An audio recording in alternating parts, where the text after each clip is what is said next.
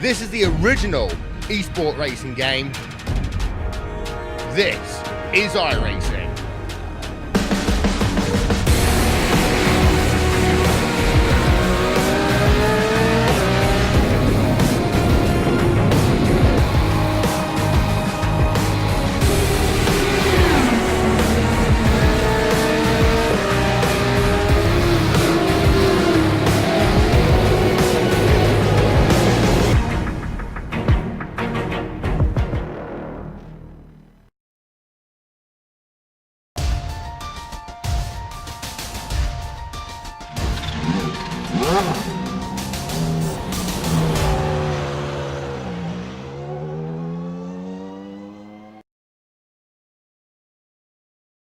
Like a teeter-totter, the points championship has been swaying back and forth these past few weeks. Our two titans trade the lead once again, and Michel Dudignan is back up front. But today's track, though popular on iRacing with lesser-powered cars, very rarely shows up in this series. Lime Rock Park's tight confines and bumpy surface might act as a natural randomizer for our points race. It'll take incredible commitment and bravery to be fast, and we'll see who's got it as we get ready to watch round 10 of the Lotus 49 Grand Prix Legends Series, and you'll see it all live here on the Global Sim Racing channel and the iRacing Esports Network. Hi, I'm Joe Peak, and with me in the booth is Johan Vandenbelt. Behind the scenes is our director, the Dr. Amjad Yaman, and he's using cameras provided by Dougie Beard. Johan, talk about a track familiar to almost every iRacer. For our audience that hasn't had to run hundreds or even thousands of laps around here, tell us about Lime Rock Park. Yeah, Lime Rock Park. It's located in Lakeville, Connecticut, and this track was constructed in 1956. It's America's oldest continuously operating road racing venue, and in its 70-year history, Lime Rock Park has hosted a wide scale of racing series, including IMSA, the Pirelli World Challenge, and Can-Am. Now, like you mentioned, Joe, for a big group of road races on iRacing, Lime Rock Park was the first introduction to the surface. And I always felt like it had good reason to, because on this track you have everything. You learn how to take a double apex, when to give up a corner for more momentum for the next one, what to do when your car gets very light over a crest, and how to set yourself up for a tricky overtake on a short straight. Now, all these things you normally learn in slower underpowered cars and not in a 400 horsepower open wheeler. The cars will be very twitchy from the constant barrage of corners taken in lower gears, and because of this, every corner is a potential danger zone. No rest for the wicked is how the saying goes, and that goes double for the drivers today. And to see how that looks like from the driver's point of view, let's hop on board the GSSC Lotus 49 for a lap around Lime Rock Park.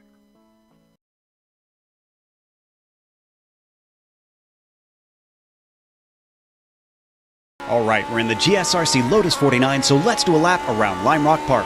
Down in a Big Bend, this is pretty much your only good place to pass. Try not to come in too hot though, because once you drift out wide, it's very hard to pull the car back to the racing line. It'll take patience on the throttle, but finally you'll get it to the floor for a brief moment before the left-hander. It's best to take this with a late apex to help you hug the left side. You need that for the widest entry possible into turn 4. It'll be real tempting to get the power down sooner for No Name Straight, but if you have to swing the car across too much into the braking for the uphill, you'll be all out of sorts. While the car will compress at the bottom, over the crest you'll catch the slightest bit of air. Then it's a short straight up to West Bend. Getting it tucked down into the groove will help you carry the speed much better. Same deal with diving turn, where it's even more important because of it taking you back onto the front stretch. Smoothly apply the power, but try not to hesitate here. And now hopefully you've finished a lap around Lime Rock Park.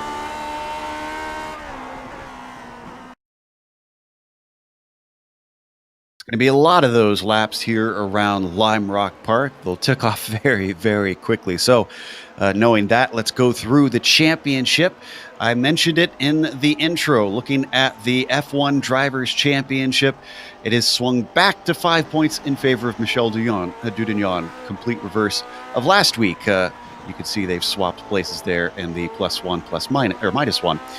Billy Bob Wright, Dave Price, and Gary Teal have not changed places, but look at Wright and Price. There's only 4 points between them, so that could swap around before the season is done. Teal has some work to do to try to gain on them, though. Let's take a look at the F2 Championship. Johan, what's that status look like? Well, This whole season, if we're talking about the Formula 2 Championship, we're also starting with the same name every time, David Rossi. He has been leading for, well, since the season began almost after race 1, and he's still on top. Look at the gap that he currently has to P2 Hideki Koifisto, 51 points. Now that's not enough to seal the deal for the UK driver. He's still not completely there, but with the lead he has, he surely must be feeling very, very comfortable. Behind him, however, Hideki Koifisto, he is being slightly chased down by Andrew Eng. Last time around, Hideki gained a few points. He distanced himself slightly from the United States driver, but it's still very close for P2. And behind them, it's Francisco Gutierrez. Look at him, gaining 2 places to P5. He was one of the big gainers last time around, and he's closing in on Don Good in front of him. Also, we've got a Constructors' Championship, which essentially is the various nations that compete. The UK is still in front of France, even though they've lost the lead, with Mick now slipping down to second. In the points, the United States also moves down 1. That's because France only has Dudignon and Busquets, who have contributed points, so they only move up to second place. Finland stays in 4th, and Norway, with Trangrade continuing to put in good results, has moved them into the top 5. What about the race details for today? This, I assume, going to be a little bit of a quick race here at Lime Rock Park. Johan? Yeah, absolutely. It's round 10 of our 12-round championship. Now, you mentioned quick race. It's going to be a quick one, but also 40 laps. So there's a lot of turns that the drivers have to take, a lot of quick turns in quick succession. Setups are open. Points pay out as usual to 25th position. And of course, we want to give a thank you to iRacing for bringing us on to the iRacing Esports Network for this season. If you've been enjoying this coverage of the Lotus 49 Grand Prix Legend Series, make sure and subscribe, because you can catch not only this series, but all the World Championship, which has just started on the oval side. Hopefully you caught the Peak Series, Peak Antifreeze Series at Daytona, starting things off. Taking a look at qualifying, we've got most of the laps in, but before we get to that, these cars might have a little bit of damage before this race is over because of the tight confines around here. And well, if you're a car inspector, of course, you want to keep track of all that damage of the cars. And if you do independent vehicle inspection, there's a lot to keep track of. Whether it's an old school pile of paper documents or a computer full of spreadsheets, it can get overwhelming. But we have great news for you. Inspect a Ride is the fastest way to conduct your vehicle inspections and create reports. You can save time, eliminate paper, keep better inspection records, and simplify your life, all from your iPhone, iPad, or Android phone or tablet. You can find out more about this useful app at inspectoride.com/iRacing, where you can even download a free trial to find out if Inspect a Ride is right for you. So check it out. Once again, that address is inspectoride.com/iRacing. That qualifying that we were talking about, Michel Dudignon currently leads it. Most drivers do have their 2 laps in, with them clocking in at just under a minute. So we've got Gary Teal on screen, and he's just finishing up his 2nd lap here, coming through the diving turn. A 50.4 puts him all the way back in 12th with this large field today. As he crosses the line, it's going to be a 50-point flat, actually, bumping him up to 7th. That is a nice improvement for Gary. Yeah, you can see that only by winning 0.4 of a second, you immediately gain 5 positions. The gaps between the drivers are very, very close. We're looking at Matt Wright at the moment. He was one of the drivers that was surprising me a little bit in practice before the race, Joe. He was very quick. He was actually leading in practice. He hasn't found the pace yet in this session, though. Coming across the line now to finish his 2nd lap at 50.4. Yes, as well, sitting at P14. Comes across the line. He goes for a 50.1. That puts him in P8. So not the P1 that we saw in practice. Still a very decent qualifying run for Matt. That looks like that will be everyone. But before we go through the grid, got a couple new names. Some of them not particularly new, but don't show up a lot. Jody Backman should put a little bit of a wrench into things of the points chase. He's up to 4th. He's known for being very fast, typically. We also have drivers such as Caden Bean, who we don't believe we've seen before. Justin Gulai, who sits in 10th. Looks like he's shown up for at least the first time that I can remember. Brad Fenley is a name that we haven't seen here. So, free track as usual. Johan seems to bring in a few new faces. Yeah, exactly. We're now on board with Luigi Monticelli. Also, one of the names, I don't know if he's actually new, but not of the names that we regularly see here in the Lotus 49. So good to see Luigi on track as well. He's currently sitting in 23rd. But like you say, Joe, a lot of new names. And that's really going to throw in a wrench into the mix, especially with Michel and Mick up front. Yoni just behind them. What will the Finn do in the battle for the championship? Dave Cohen from Illinois here as well. He's only got one timed lap in, but he doesn't look like he's going to come out to try and take a second one. So that's going to set our grid here today for Lime Rock Park, round 10 in the Grand Prix Legends Series. And Michel Dudignon is going to be on the pole. But it is Ove Trangrade who completes the front row with him. Mick has really got to get off the line well because passing is extremely difficult at this track. He starts from third next to Yoni Backman, who we mentioned before. The Finn starts fourth. Dave Price will be P5 with Rob Olenek next to him in sixth. Gary Teal starts seventh with Matt Wright flanking him. Then it's Marco Kika starting ninth, and round 5 is completed by Justin Gulai. Driver outside the top 10 is Bruce Nelson. He starts in 11th, just in front of Grant Petullo. Sam Doobie starts in unlucky P13. He's being flanked by the new driver Caden Bind. Daniel Cedro can be found in 15th position, just in front of Andrew Eng. P2 in the Formula 2 category, Hideki Koifisto, he starts in 17th, in front of Francisco Javier Gutierrez. Lucas Silva starts in P19, and he starts on the inside of Brent Fenley. And then there's 4 drivers outside the top 20. Dave Cohen can be found on the inside of row 11, just in front of Gary Anderson. Luigi Monticelli starts in P23, and Don Good starts 24th after being the only driver that didn't set a qualifying time. This is going to be fascinating to watch. It has been since 2016 since this series last showed up here, if that tells you anything. So there might be some drivers who are trying this combination for the first time, and it is a relatively big field, so lap traffic could absolutely influence this race. Michel Dudignon up on the pole has got to get himself a good start. And that is something that Mick Claridge is known for, tweaking his gearing, practicing those starts. That could be critical to see if he could get himself not just up into second place, but maybe steal first before the first lap is done. Waiting for just one more car to get out there on the grid. Then we can go racing for round 10 for 40 laps around this track. Just Brad Fenley left to get his car out there.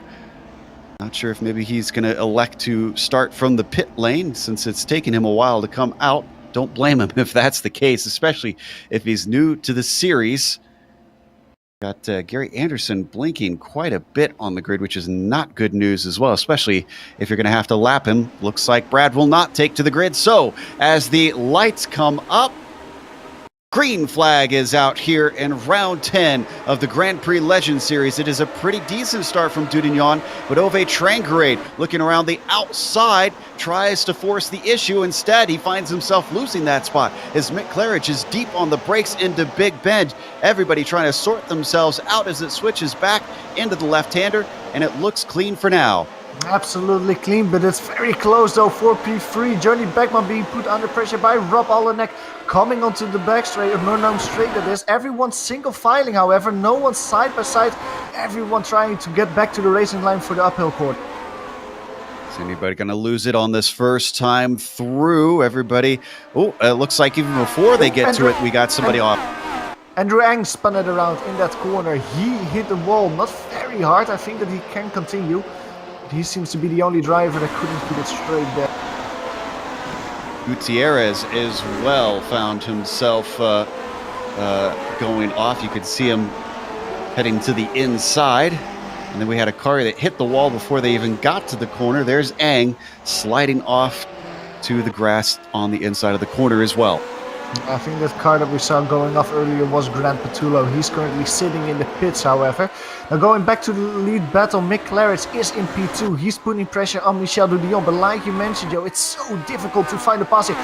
Both cars jumping as they come over the crest there. braking for West Bend. There's not a lot of distance between the two cars. 3-4 car lengths. You need a good run out of this. A good run and a lot of luck to be able to put a move into turn 1.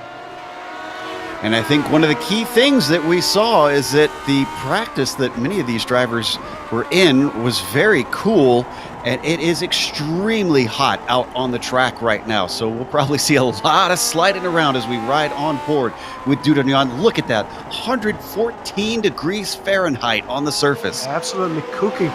And that of course won't help that it's such a twisty track. The tires will have no room to actually cool themselves down. They will be completely asked to provide grip as much as possible. They're really gonna wish the race ends very soon. Ooh, look at this. Look at this battle that we've got between Olenek, Thiel, and Wright. Olenek recently lost 5th place and has now found himself moving backwards with Gary Thiel all over his gearbox as they come down the diving turn. Marco Kika as well starting to join this train. Let's see if anybody tries for something desperate into Big Bend. Gary Thiel under braking brakes a little bit earlier, stay single file. Now for Rob Olenek, if he fell down a few positions, it's such a momentum track. Once the rhythm is gone in your driving, it's very difficult to get back into that rhythm again, get those quick lap times again. You really get out of the flow very quickly. And you can see that several drivers are just currently trying to overtake him. Behind him, it's Sam Adobe getting by Justin Gulas. That was the right-hander, turn 4. Ooh, not usual that you see cars manage to get by there. Behind them, a little bit of a checkup from Gulai again as Caden Bean now getting on top of him.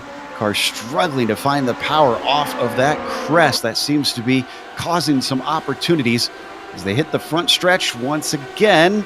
Unfortunately, he's not quite close enough. A little bit of a pass behind them, though. That's Daniel Sadro. Oh, not quite effective as Bruce Nelson takes the apex. Into the left-hander once again. They're coming together. Very different from what we've been seeing up at the front. Oh, we've had a car off at the back. Don Good. This was a diving turn. He was trying to make a pass on the flashing car of Anderson and fortunately went way wide, lost control. And thankfully it was pretty slow. Usually it's lights out if you go off at this corner. Yeah, luckily, exactly what you said. He tried to make the overtake on Gary Anderson. Suddenly the car blinked back into action. Don Good tried to avoid it and had to turn himself around. Luckily for him, he didn't hit anything. He could continue. Now let's go back to the lead battle at the moment. Michel Dudillon, he's actually distancing himself a little bit from McLaren, as you can see. But look at that purple car behind him. Over Trangerate is now the one putting some pressure on another driver. He is looking to get P2 away from Nick. Remember, he was on the front row, so he lost a position in that first lap. So we ride on board with the Norwegian. Look at the air that Mick Claridge got as we rode on board. He actually had 2 wheels in the grass over the uphill and somehow held onto it. These guys are wheeling these things. Absolutely. Well, it doesn't give over Trangerate an opportunity to try and overtake now. But over Trangerate will like seeing that in front of him. He will like seeing McLaren pushing his car to the max because that means that he is putting him under pressure. Going through Big Bend. Different racing lines. Over Trangerate doesn't hit the second apex as well as McLaren does there. Also here going into the left hand. Different racing lines. Over Trangerate trying a wider line. Set himself up maybe to take a little look over No Name straight. It's virtually impossible though with this little right and left hander there. You have to feather the throttle there to keep your car in a straight line. You can immediately see that as they go over the crest once again, there's no rest, no opportunity to look to the inside. Look how close that Trangerate is getting. Needs to set himself up out of the diving turn. Does he have the power down soon enough? Not quite. Claridge looking incredibly strong off the exit of that corner. And that's going to deny the opportunity for the number 8 machine. They're starting to stretch away from third too, so they could battle if they want. It's Yoni Backman sitting in fourth, who's been there since the drop of the green. Got quite a train of cars in the mid-pack though. This starts with the likes of Marco Kika. Then you've got Sam Doby, Caden Bean, Bruce Nelson, Justin Gulai, and Daniel Sadro going all the way back to 14th place. Very long train. I just saw, didn't see what happened with him, but an update to Francisco Javier Gutierrez. He was doing very well last time around. This time around it's not going well for him. He's sitting in the pits with some repairs and it looks like it's day over for him. Fortunate as we ride on board with Daniel Sadro, though. Ooh, a car off up ahead of them. Who is that? That's Sam Doby with a mistake that loses him 10th place to Caden Bean. Yeah, you can see there in the replay. Look at the left-hand side tires of Sam Doby going through the west bend, through the downhill corner, putting them on the grass and the braking. Now that loses all connection that he had, or grip that he had. That means that he get past.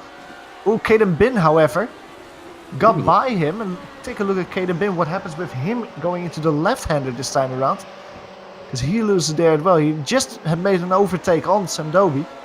Yeah, looks like in the left-hander he just goes a little bit wide, overcorrects, and that car looking a little bit like a solo cup has a solo incident. And another solo incident for Sam Doby. He's in the wall, coming over the crest. This time around he couldn't hold his car in the straight line. Still on the replay here, you can see him come over the crest. A very nasty wobble, hard into the barrier. That's race over for Sam. Very convenient for everybody to have incidents in a line for us, but not convenient for Doby, who has taken it into the pits. Not sure if he's going to be able to get it back out. Meanwhile, this battle for second not going away as Mick Claridge, in usual fashion, having to fend off a fast driver behind him. It almost seems like every race that Mick Claridge is racing, he just knows exactly how to defend and how to get a good start. And combine those two and you have a battle all race long. And it seems to be shaping up like that once again as they're going through Big Bend. Both drivers throwing the car, leaving the tire marks across the track there in turn one. All of them is not helping, but this battle, however, Joe, is helping Michel Dudion, because look at the gap that Michel has built up to Mick Claridge. There's almost 3 seconds between the two. It seems like the Frenchman is just extending it every lap a little bit. The good news for Mick is that it's only a 5-point difference between first and second place. That he'll lose is a big bobble there that we saw from Ove Trengrade over the crest this time. That costs him just a few feet, but not a whole lot. He really went flying there with all wheels through the air. Now, luckily for Ove Trengrade, he could keep it in a straight line. Didn't spin it around like we saw some other drivers do. And it also doesn't lose him any connection. He can just stay in that battle. But we mentioned it before, it's really waiting for the driver in front to make a big enough mistake so you can find your way by. If you're flawless, it doesn't really matter that much at Lime Rock. As long as you're flawless, it still doesn't mean that you can set yourself up easily for an overtake. It's really waiting and be patient until the driver in front does make a mistake. We ride on board with Mick Claridge. Over Trengrade behind him, big mistake. You can immediately see him losing a lot of time. Let's go to that because he almost hung his car into the into the guardrail there, going over the crest. His car got all ways of loose. On board with him. Yeah, look at the hands over that crest. Wow, inches away from the Armco, and somehow comes away with it. Now, I see a car slow. Oh, it's Gary Anderson. I think he's letting lappers by because of his connection issue, making sure he just gets a gap. Not been a good day for Anderson. And we've got Dave Cohen in. Did Dave have an issue recently?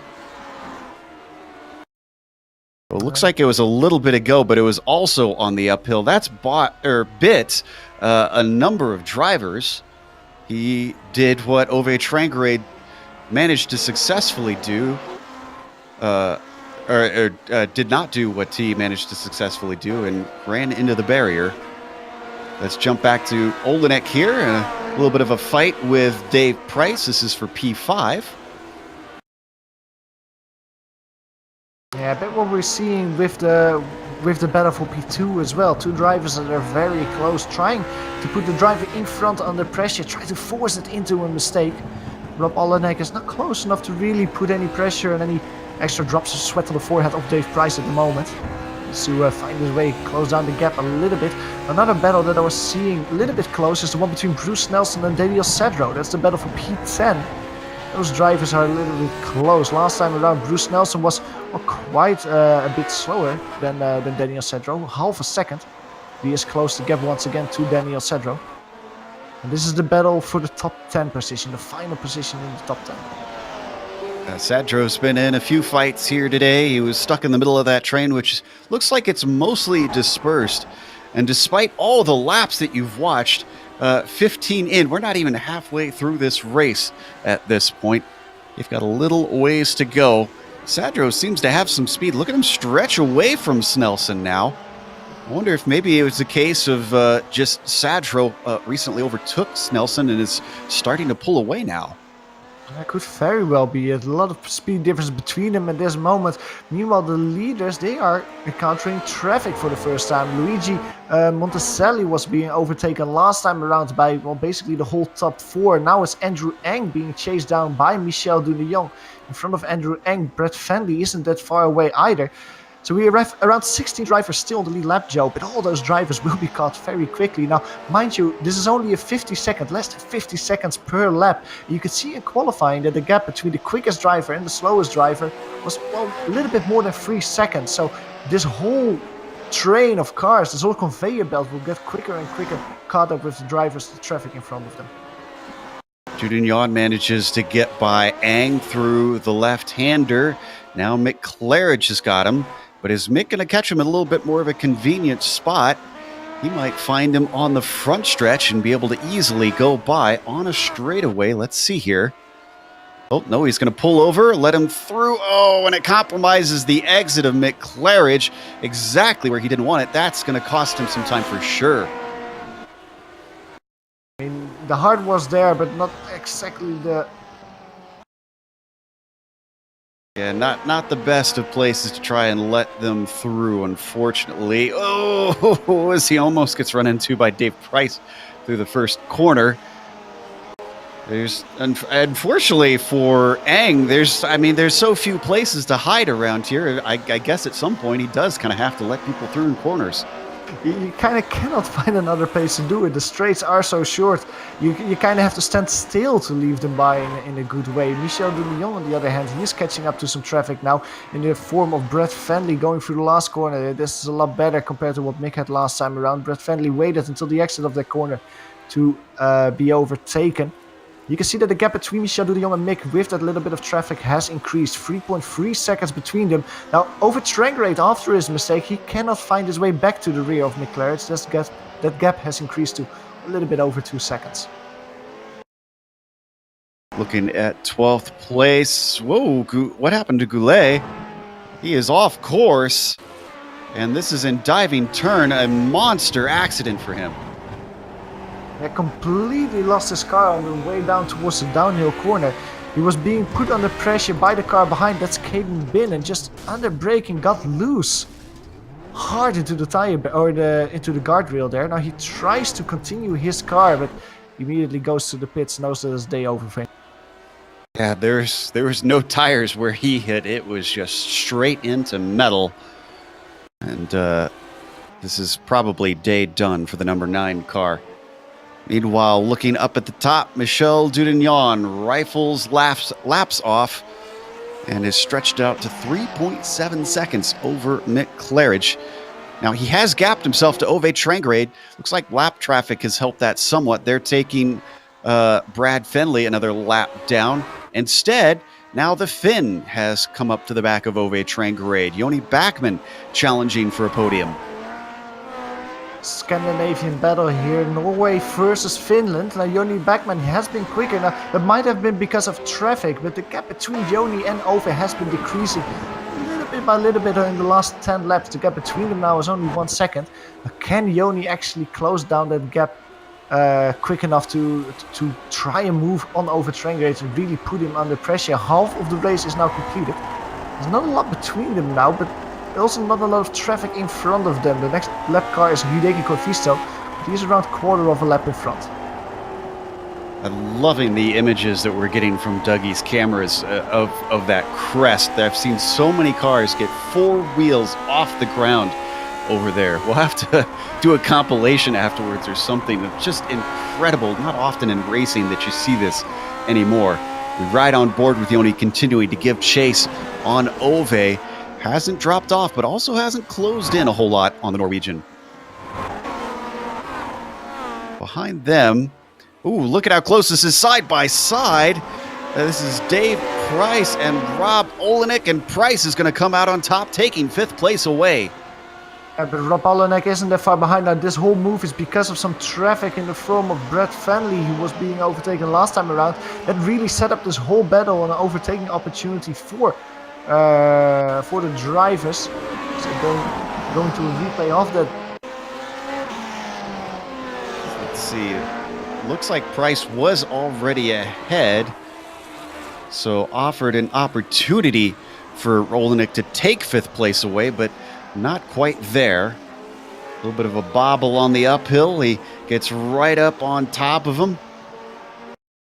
Spies a good exit coming out of West Bend. Tries to make the brave move, but not quite brave enough.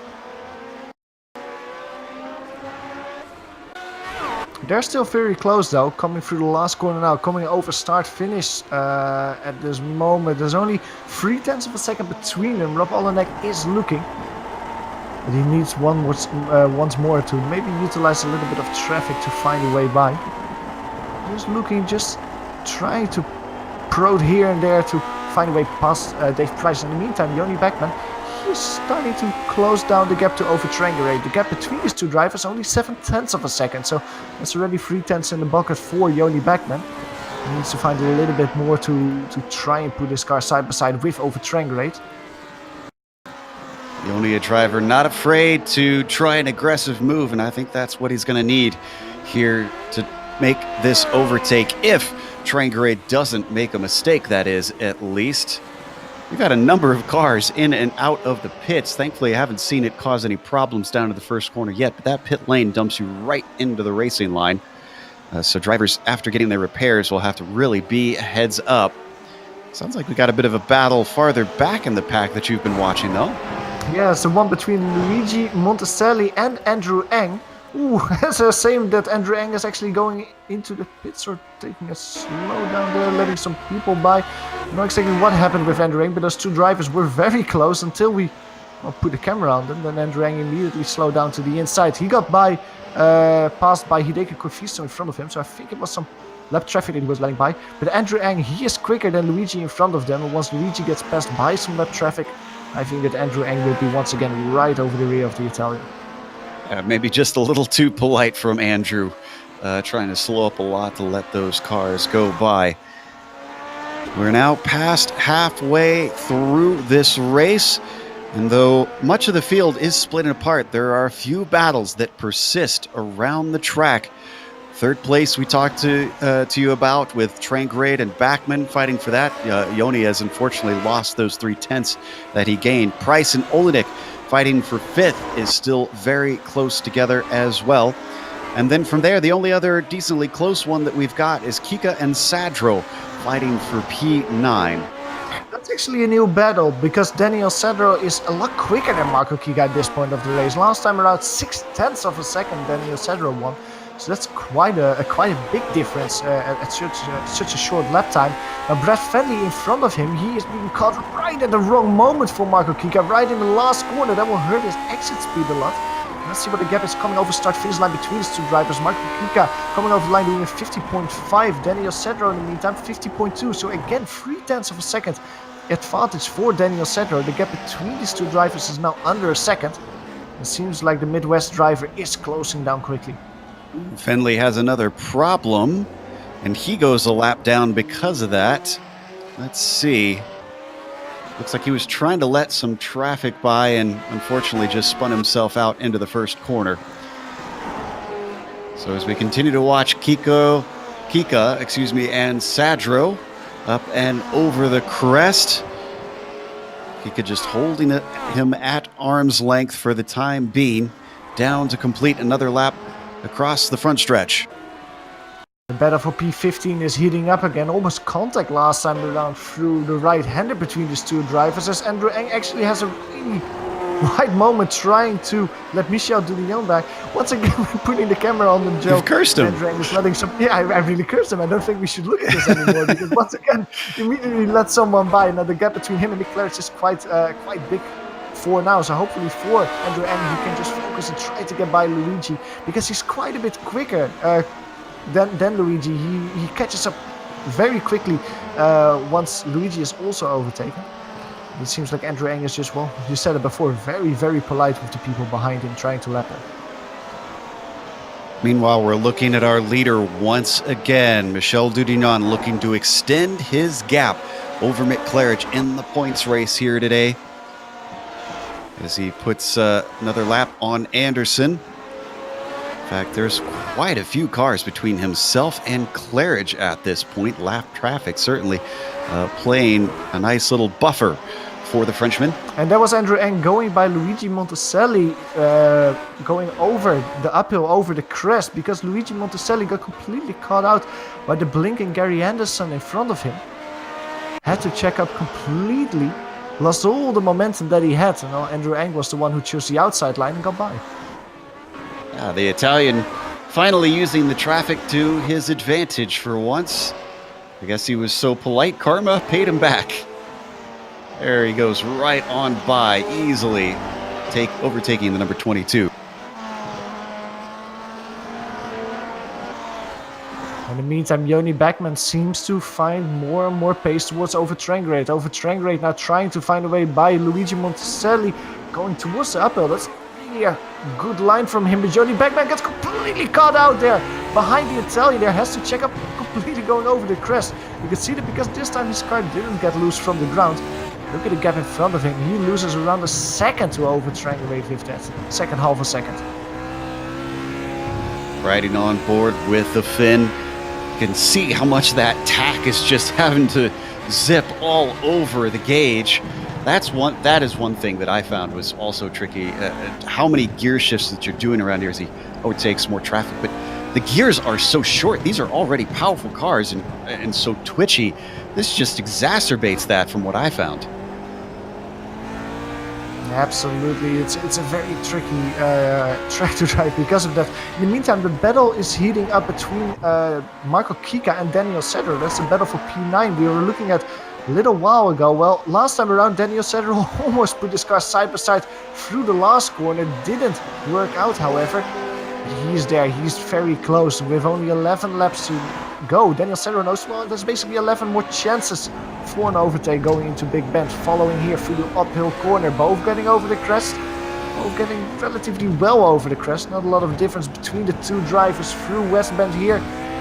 Slightly different exits. Daniel Sedro going a little bit wider. This is where you need a good exit. Marco Kika way more from the apex, and you can see Daniel Sedro immediately winning several car lengths on his rival. Taking a look on the inside, Marco Kika not defending it this time around, braking a little bit later, and that's Daniel Sedro getting P9 there and P1, but Marco Kika is not giving up. He keeps hugging there the outside line, because that outside line will become the inside line as they reach the left hander. Still side by side, Daniel Sedro completely drifting it around that corner, and that loses him too much because Marco Kika fights back to the P9 position.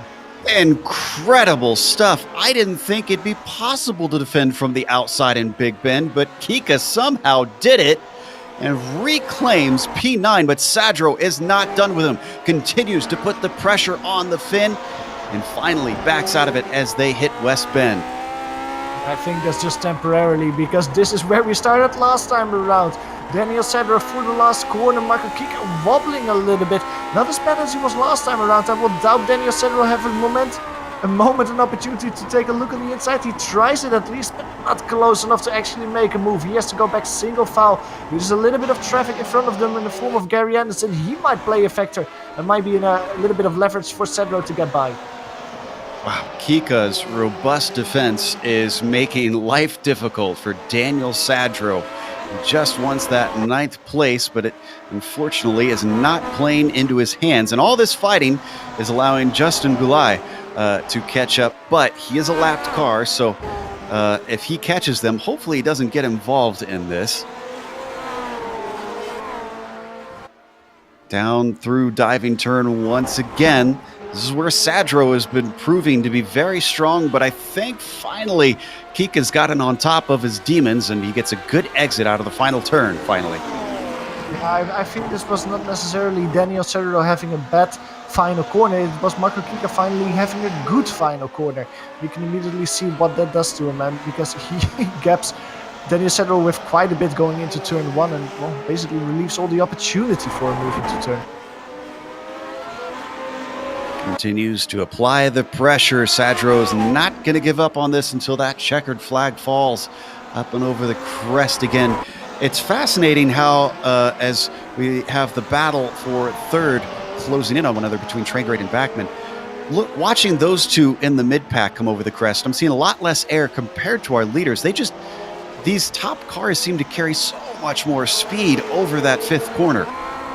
Yeah, absolutely. You would almost say that maybe these two drivers are a little bit more conservative than we see, for example, McLaren's do in the way they're getting air. Just try to be a little bit more conservative. Your left is quick, of course, but also a lot more stable going over that very, very tricky bend. Now, we're on board with Johnny Beckman at the moment. He's following over Trangrate, who's now getting caught up by Brett Fenley in the final corner. Over having a good run through the downhill, over start finish straight in the drop. Johnny Beckman's trying to close down over Trangrate. Like we saw Daniel Sadro, he's too far to try and move going into turn 1. With Trangrate though, look at that car, Joe. He's squirming all over the place, trying to get it slowed down. Johnny Beckman catches up because of that. Not close enough to try and move in the left-hander. I would be a little bit nervous if I was Ove Trangrade, because knowing that Yoni is behind me, a fast driver who knows how to overtake, starting to apply the pressure at moments less than a car length back, up and over the crest. Not able to do anything up into West Bend. A big slide, though, into that right-hander from Ove Trangrade. Loses him a hundredth or two, and they come back onto the main straight. But look at him gun it off the corner. Keeps himself safe from the fin. Like he's hitting the attack mode there over the Trangrade, immediately distancing himself, and that's enough to defend going into turn 1. Johnny Beckman stays right there, trying to put the pressure on them. Now in front of them, Mick Claris isn't that far away either. Both these drivers, even though they're fighting with each other, even though they're very close, they're actually quicker than Mick Claris, and slowly but steadily catching up to the UK driver. Now with 6 laps to go, I doubt they actually try and move, but Mick Claris knows that if he makes a small mistake, these two drivers will be right on top of him. Yeah, that mere 2 seconds, certainly not the sort of gap that he wants right now, especially considering his main rival has gotten 8 seconds over him. We watch from Backman's view as he continues to try to chase the likes of Trangrade, but he's lost a little bit of ground since we first joined this battle. And though that has gapped up, it is not done that in the battle for P9. Kika and Sadro refuse to peel apart from one another. And it's especially Daniel Sadro's abandonment issues, because he really likes to stay close to Marco Kika at this point. Very loose there through the last corner. He's trying it in every possible corner last time around. Cannot find a way by. He of course sees as well, with only 5 laps to go, the chances of an overtake of a P9 position are shrinking. He is trying to do everything to get by. Going through the big bend now.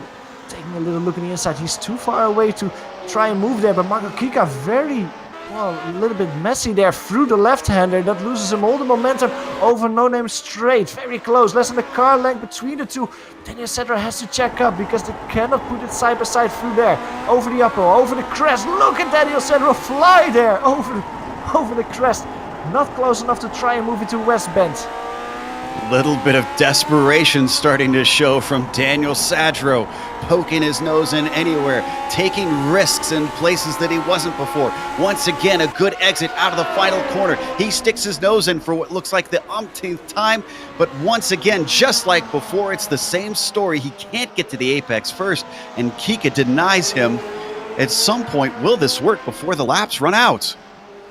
You start to wonder, but I have to say, this is great racing from both of them. Not only Marco Kika actually being cool enough to defend all these attacks from Daniel Sadro behind him, but also Daniel Sadro not overcommitting to something, like pushing too much of his car, trying a do-or-die move. Both drivers are getting everything out of their cars, trying to win a position or defend a position, but not asking too much. Only 3 laps to go at this point. Time is running out for Sadro to try and get by. Look at Michel Dudignon just fly over that crest. Front wheels rising up. Almost have to get a little bit of a pilot's license around here. Know how these cars act in the air. Back to this battle for third, though. Trangrade and Backman. Backman backs off slightly. It is back up to 5/10 that he is fallen away from the number 8 car. They'll have to regroup and find some opportunities because now it is down to 2 laps to go for them.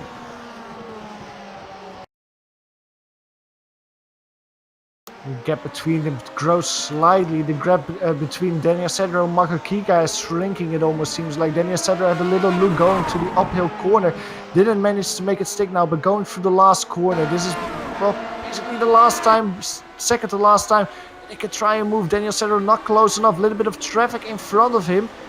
But both of the drivers have to take the outside line through the big bend corner. Marcus Kika sliding quite a bit. Dave Cohen and Matt Wright just in front of them as well. They might be a factor in this battle. And the white flag is now out.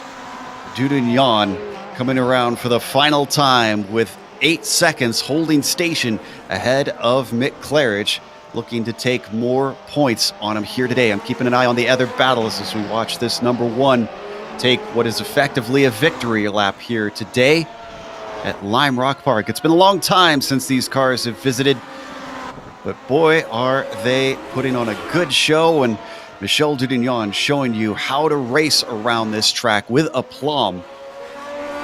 1 more corner to go for the Frenchman down through the diving turn. Coming across the line, it's yet another victory for the number 1 car here at Lime Rock Park. Claridge going to take second. What about Ove Trangrade and Yoni Backman? Yoni trying to see if he can do anything, but no, he's not going to get a podium on his return as Trangrade takes third. Let's go back to the PA battle. Marco Kika is feeling every kind of pressure now behind him. Daniel Sedro trying a move over No Name Straight. He cannot find a way past over the uphill section, over the crest, looking to the inside. Getting a little bit loose there. Cannot put his car side by side. He needs to put it one side by side to try and move. 1 corner to go. The West Bend. Very difficult braking here. Both cars need to track out, get as much momentum as they can. Daniel Sedro has a great corner. He immediately takes a look on the inside, but he gets very loose. Barely saves his car. Not enough. Daniel Sedro comes home P10 and Marco Kika brings home P9.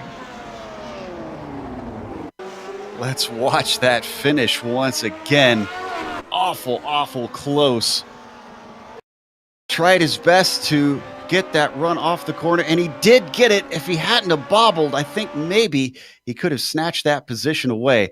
But a car length between them is going to be it at the line. They gained 1 spot at the end because Bruce Nelson had himself a little spin that we're going to see here coming into the first corner, which means he's going to be the last car to finish on the lead lap. Car just got a little too loosey-goosey into the corner. Snaps around on him, and the number 11 sees everything facing the wrong way. Beautiful little pirouette, and then he gets back going once again. That's going to take us to a break, of course, here on the Global Sim Racing channel.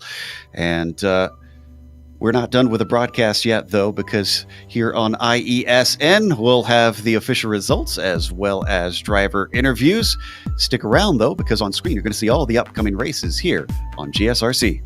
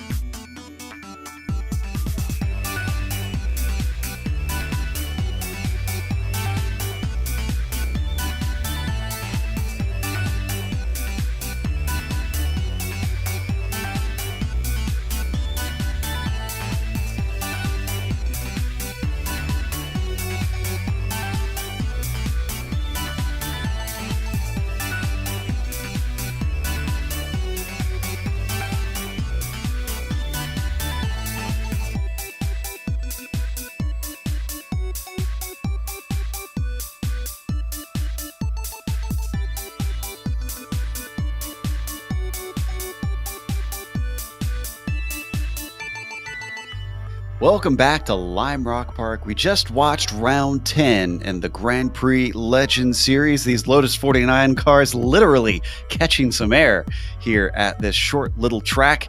And it was Michel Dudignon who was flying high as he takes another win and increases his points gap over Mick Claridge, who did minimize the damage with second place, but it was distant with 8 seconds between them at the line. Ove Trangerade was a lot closer for that third place. He managed to get the podium, but Yoni Backman, who returns once again to fight in this Lotus 49, takes fourth, with Dave Price rounding out your top 5. Rob Olenek, a little bit of a mistake, cost him earlier in the race. He slips back down to where he started in 6th position.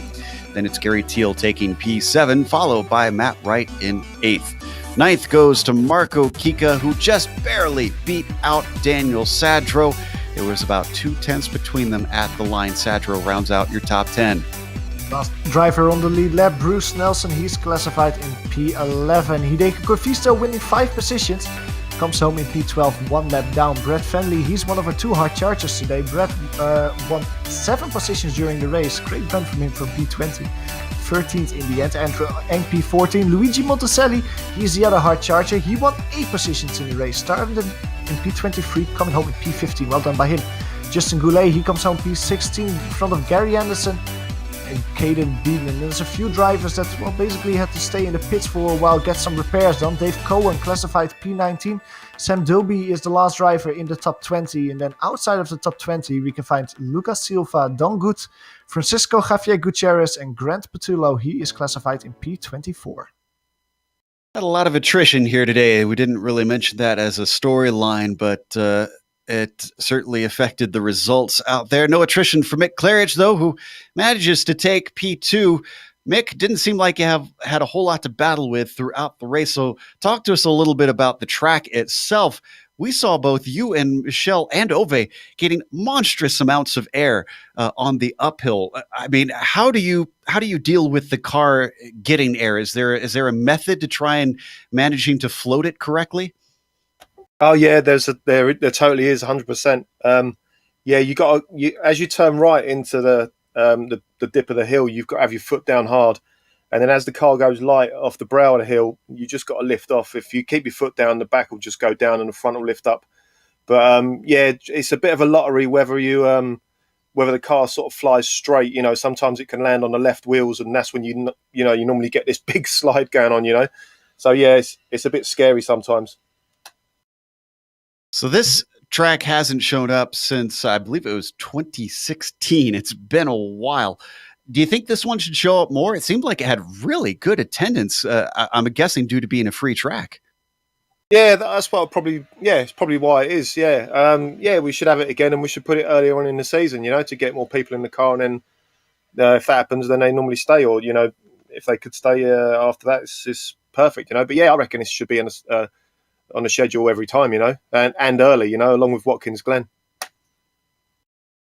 Mick, congratulations also from me for getting P2 in the end. Now, I was wondering, we were mentioning there was a lot of attrition in the race. Several drivers had to stay in the pits to get repairs done, but even despite that, there was a lot of traffic out there. How difficult was it to get by other drivers out here? Because it's such a narrow and short track with short straight.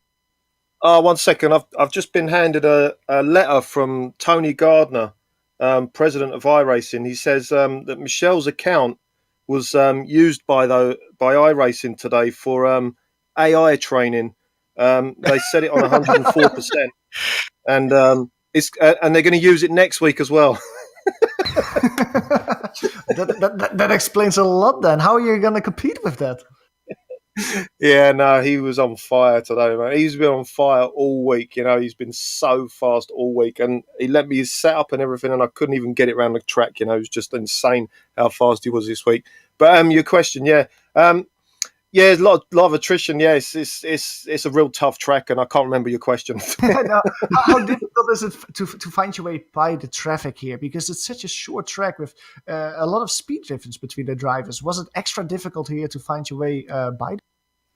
You know what? The back markers were brilliant today. I couldn't fault anyone. They got same with the other race yesterday at 11:30 last night.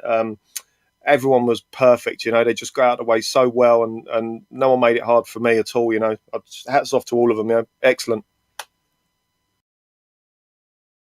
Well, one last question for you, because we were talking about how we always get to talk to you, but we hardly ever, we never get to talk to Michelle. We found out that Johan is good enough to be dangerous with a little bit of French. I think you could sway Michelle to come in and give a little interview in French post-race in the coming weeks.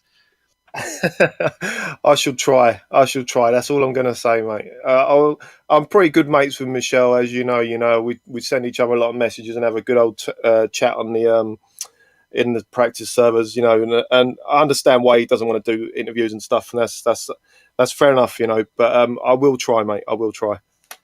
I think Johan's ready to throttle my neck after that one. So We'll see if this actually happens or not. But congratulations on second place, and we'll see you in a week's time, hopefully. Yeah, I'll be there. Cheers, guys. All right, that will bring us to closing here. We want to give a thank you again to Inspector Ride, of course. And we mentioned that if you want to get a free download from them, they have a free trial ready to be grabbed at inspectorride.com/iRacing. And again, that will help you if you do any sort of car inspection. And that's not even with a large amount of cars. If it's small amount of cars at a time, this is perfect for you to try and keep track of all the paperwork that you need and get rid of that paperwork, all make it digital. Of course, we also want to mention a big thank you to iRacing for bringing us on to IESN. We highly encourage you to subscribe to the iRacing Esports Network so you can catch not only the official World Championship races, but all kinds of private leagues and official racing, like we cover here with the Lotus 49s. Thanks to the companies that provide the software and hardware for our broadcasts. You can find them listed here on your screen. And additional thanks go to Eric Ekholm and June Lalonde, who provide our wonderful music. See the screen for how to get hold of more of their great work. Thanks to the team today, Johan, Amjad, and Dougie. If you'd like to find out more about how to speak, as well about GSRC, including upcoming races, you can find it at globalsimracingchannel.com. You can also check out our social media on Twitter at GSR Channel, Facebook at Global Sim Racing Channel, and Instagram at GSRC_Graham. If you head on over to our YouTube page, we've got a big red button that says subscribe so you can not miss a moment here on GSRC as well. Next race, we're going over to Belgium, a completely different track, very long, very fast at Spa. That'll be Saturday, February 23rd at 8:30 a.m. Eastern.